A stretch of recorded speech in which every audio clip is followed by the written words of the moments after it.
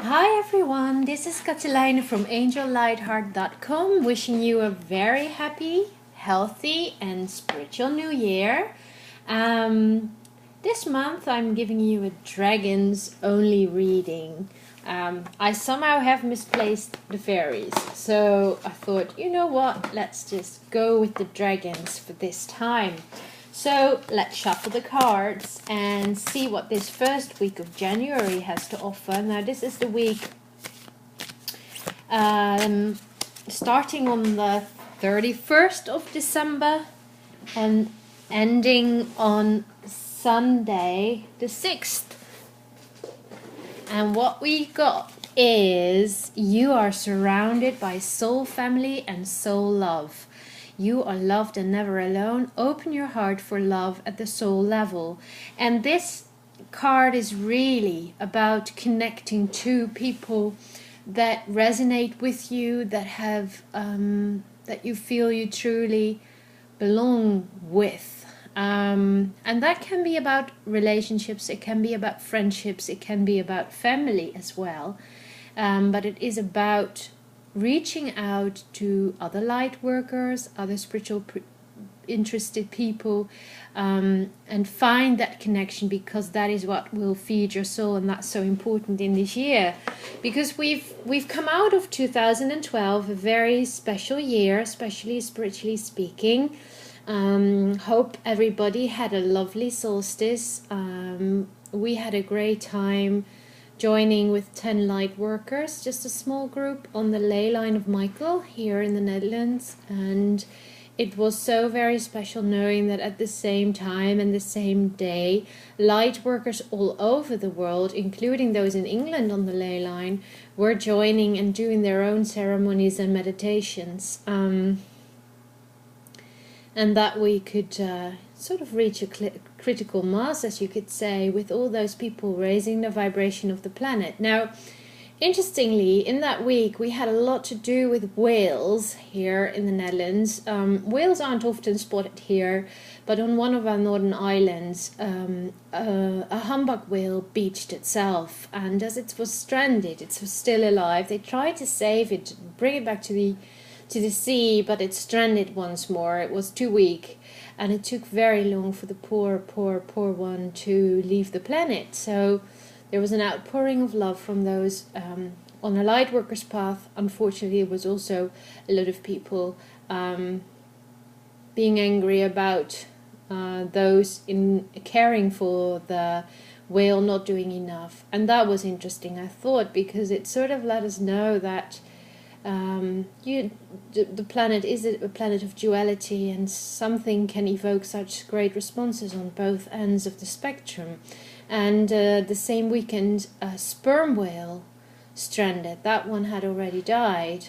So as I was sending light to these whales, I reconnected with a friend called Mary Gatton, and she's a whale communicator. She's written a lovely book called Communicating with Orcas. And just before the 21st, on the 20th, we had whale sightings from the coast of North Holland. I wish I'd known, I would have gone. And there were 2 humpback whales out there, and you could see them from the beach, and they were healthy and they were active, and that was so special. So there was a lot of whale consciousness in that week. And Mary Gatton connected to the orca she usually communicates with, which is called Granny. She's the matriarch of the pod that she's in interaction with. And what I found wonderful about that was that Granny reminded us that even though it's all fine and lovely to meditate on the 21st, we needed to be prepared to move into action. So, whatever you did on the 21st, on the winter solstice, it is only a beginning, only a little step, and now is the time for us to take action. And one of the things to do is surround yourself with soul, family, and soul love. And of course, this is also the time to unite the mind with the heart. I've written something about that on the blog. And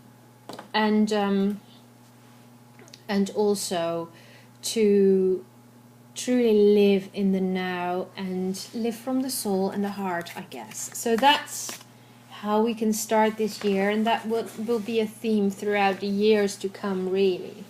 The second week is starting on the 7th of January. There's a new moon on Friday the 11th. Excellent time for setting your intentions, if you haven't done so already, until the 13th. And let's see what we've got for that week. Now that's interesting. First we have the soul family, now we have the home life. So it's important to bring magic. Oh, it shines. Yeah. Bring magic to your home life. Take time to enjoy life and be at home with yourself. This is also about work-life balance, making sure there's not just work but also play, and that you really make sure that you keep a healthy balance in your life between the things you have to do and the things you want to do, between the things that cost energy and that bring energy. Then we move into the third week, which is the 14th till the 20th. And that's a bit of an intense one. It is the black dragon. And the black dragon, as it is biting its tail, is showing us that we need to deal with our fears. So if there's any fear holding you back, holding your spiritual growth back, now is the time to address it. And deal with difficult emotions and overcome their impact and move forward with your life courageously. Courageous people are not fearless. They do experience fear, but they don't let it hold them back. And when we try to push fear or another emotion away, it just will hit us harder. The best way to deal with this is from a point of allowing it, accepting it, seeing what it has to tell us. There are fears that are rational. If you're on the street and an out-of-control car is coming towards you, that's a rational fear that will propel your body into action to run out of the way of that car, for instance. But there's also irrational fears, like fears of little spiders, or things that in itself cannot really harm you. And those are the fears that need to be dealt with. And what I get for us here now in this time is it's also the fear of being who you truly are. That's what that is about. So as you connect more and more to who you really are and your soul purpose, it's time to step forward, even if it's scary. And the week after that one, which is the 21st till the 27th, we've got a full moon on that Sunday the 27th. Now that's a great time to let go of things that no longer serve you. For those of you who've been receiving my moon meditations for free, it is still there, it is still for free, and you can still get it in your inbox.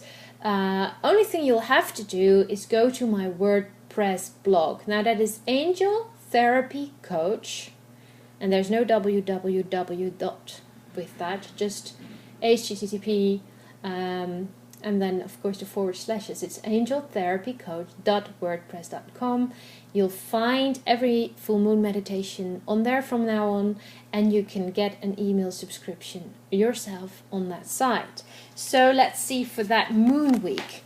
Now this one is so much in keeping with the one before, because this is also about emotions and acknowledging them and accepting your emotions as they come and go, as they bring you an important message. So this is a month to stay connected to like-minded people and soul family, to bring balance in your home life, to move through fears, especially those that keep you from embracing your true power, and to acknowledge your emotions and to work with them. Strong, powerful themes.